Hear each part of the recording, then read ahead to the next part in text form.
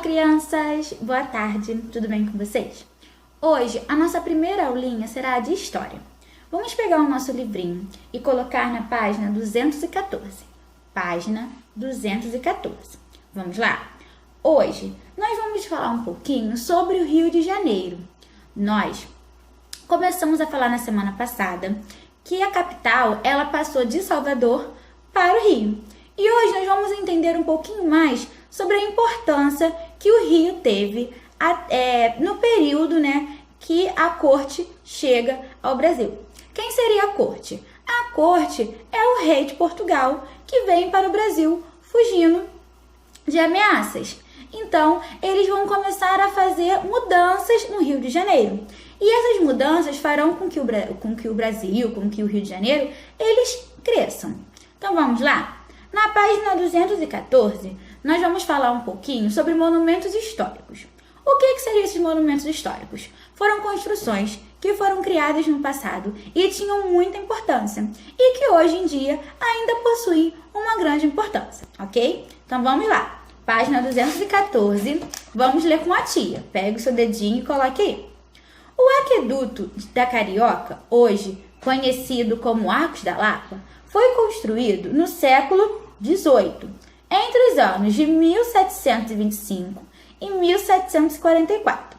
Ele ligava o Morro de Santa Marta ao Morro de Santo Antônio, hoje parcialmente demolido.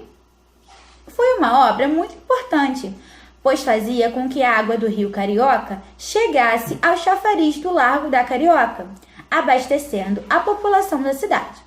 Os chafarizes, nas cidades coloniais, eram centros de distribuição de água para a população. Eram os africanos escravizados que buscavam água nos chafarizes e a transportavam em barris até a casa dos colonos. Esses escravizados eram chamados de aguadeiros. Então vamos olhar aí as imagens. Na primeira, nós temos vista do aqueduto da Carioca, como era bem antigamente. Observem que não é uma fotografia, é uma pintura ilustrando como que era. Na segunda, nós temos aqueduto da Carioca, Rio de Janeiro, alguns anos depois, mas nós já temos aqui uma fotografia. E por último, nós temos vista aérea atual dos Arcos da Lapa, como que é hoje em dia. Nós podemos observar entre essas três imagens algumas diferenças. A diferença, por exemplo, da primeira ser uma pintura e não uma fotografia. A questão, do chafariz que foi acabando. A questão de construções e voltas do Arco da Lapa. Depois, essas construções, elas foram se diminuindo e nós temos aqui nessa vegetação em volta crescendo. Então, nós podemos observar muita diferença entre as três imagens. Vamos lá para a página 215. Página 215. Nós temos aí. Observe as imagens anteriores. Letra A. Indique três diferenças existentes entre elas. A tia já explicou aqui sobre algumas. Você pode utilizar as que a tia explicou ou olhar lá e identificar outras também, ok? Pause o vídeo, responda e depois venha ver a correção.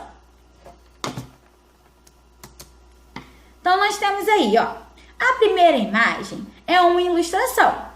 A lagoa que aparece na primeira imagem desaparece e o entorno do aqueduto da Carioca foi se urbanizando. Então, foram três diferenças que ocorreram durante as três imagens. Depois nós temos na letra B. Você diria que os Arcos da Lapa são importantes para a história da cidade do Rio de Janeiro? Por quê? Nós sabemos que eles contam uma história. Então, é importante para que a gente saiba como que foi o passado, correto? Então, pense, pause o vídeo, responda e depois volte.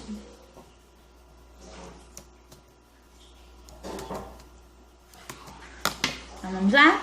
Sim, pois foram construídos no passado e representam importante fonte de pesquisa e de preservação histórica e cultural. Então, é muito importante que a gente preserve, os nossos patrimônios culturais. Depois nós temos na letra C. Na cidade onde você mora, há um monumento histórico importante como os Arcos da Lapa? Então, é uma resposta pessoal.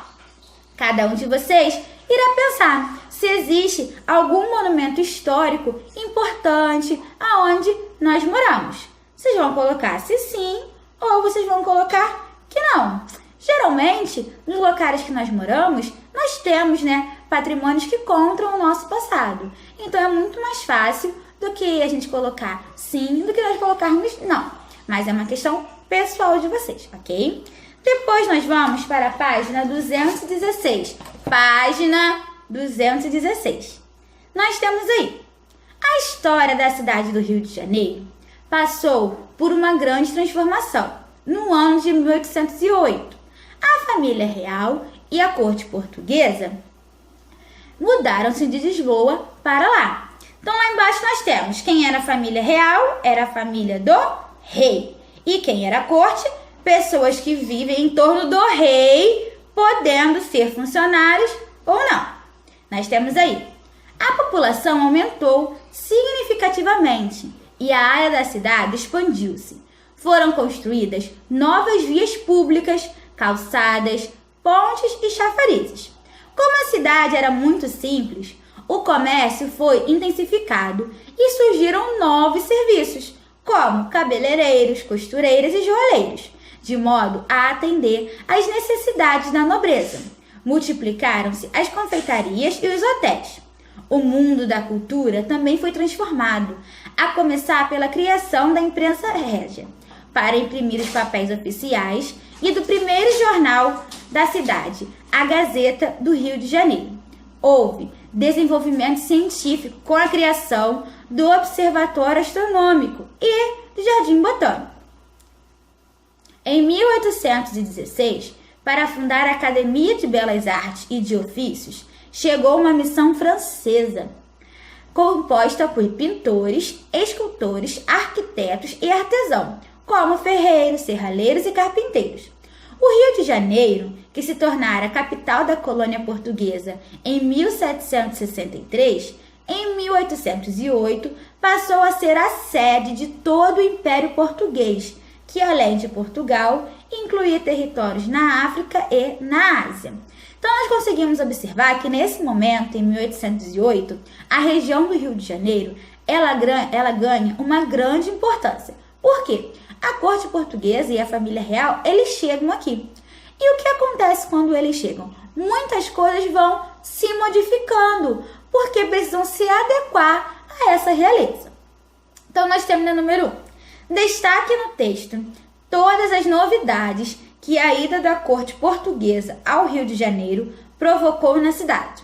Então, vocês vão marcar lá no texto, sublinhar tudo de novo que passou a acontecer no Rio de Janeiro depois que a corte portuguesa ela chegou, ok? Pause o vídeo, sublinhe e depois vocês voltem para nós corrigirmos, ok? Vamos lá. Vamos corrigir agora? Então, vamos lá. Qual foi a primeira novidade que vocês marcaram aí? Assim que a corte chegou, a população, ela logo aumentou. Então, vamos marcar essa parte. Vamos lá, a população aumentou. Depois disso, como a população aumentou, a cidade, ela também aumentou. Então, vamos marcar essa parte. Como a cidade aumentou, foram se construindo novas coisas. Nós construímos novas vias, calçadas, pontes. Vamos marcar essa parte também. Muito bem. Depois disso, como foram se criando novas atividades econômicas, o comércio ele foi intensificado. E aí surgiram, os cabeleireiros, as costureiras. Vamos marcar. O comércio e os serviços. Muito bem. E também teve a confeitaria e os hotéis. Muito bem. Com isso, e com o tempo, surgiram também os meios de cultura, assim como de comércio. Então, nós temos a imprensa régia, que, com causa dela, nós tivemos o jornal Gazeta. Depois, nós tivemos o desenvolvimento científico e também o Jardim Botânico, que é um local muito bonito que depois vocês podem visitar quando tudo isso acabar. Depois dessa parte, nós ainda tivemos outras atividades econômicas, como a Academia de Belas Artes. E com essa Academia de Belas Artes, chegaram ao Brasil pintores, escultores, arquitetos. Então, vamos marcar essa parte. E, por último, o Rio de Janeiro, ele se tornou o quê? A sede do Império Português. Muito bem. Vamos passar agora para a página 217. Nós temos aí um super desafio. Nós vamos ler um texto sobre o Jardim Botânico e responder algumas questões sobre o patrimônio histórico. Vamos lá? Nós temos aí. Vocês estudaram até aqui as mudanças que a corte portuguesa trouxe para a vida dos brasileiros do século XIX. No Rio de Janeiro, a cidade que se tornou capital do Brasil na época, as mudanças foram muitas, não se limitando apenas à política. O Jardim Botânico é exemplo disso. Ele foi fundado em 13 de julho de 1808, sobre uma fábrica de pólvora, e servia de local para se aclimatizar. Não, peraí, meus amores. Vamos lá novamente. O Jardim Botânico é exemplo disso. Ele foi fundado em 13 de julho de 1808, sobre demanda de Dom João, o então príncipe regente. Inicialmente, pensando para abrigar uma fábrica de pólvora e servir de local para se aclimatar diferentes espécies de plantas. Atualmente, o espaço oferece diferentes serviços para os cidadãos brasileiros e turistas do mundo inteiro. Imagine um lugar onde se possa ter contato com a natureza, desfrutar de um tempo tranquilo, divertido com os familiares, amigos e pessoas queridas. Além de ter acesso a serviços de visitação, a museus, passeios escolares e uma programação cultural. Não é à toa que o Jardim Botânico é reconhecido como Patrimônio Nacional pelo IPAM, sendo o papel de todos os que dele desfrutam preservá-lo. Número 1. Pesquise o que significa IPAM e escreva a seguir. Vocês podem pedir ao papai ou à mamãe que pesquisem para você, ou você, no celular, pode pesquisar o significado de IPAM. Se vocês não acharem, aí vocês conferem a resposta da tia. Se não, vocês primeiro coloquem e depois venham ver, ok? Então vamos lá.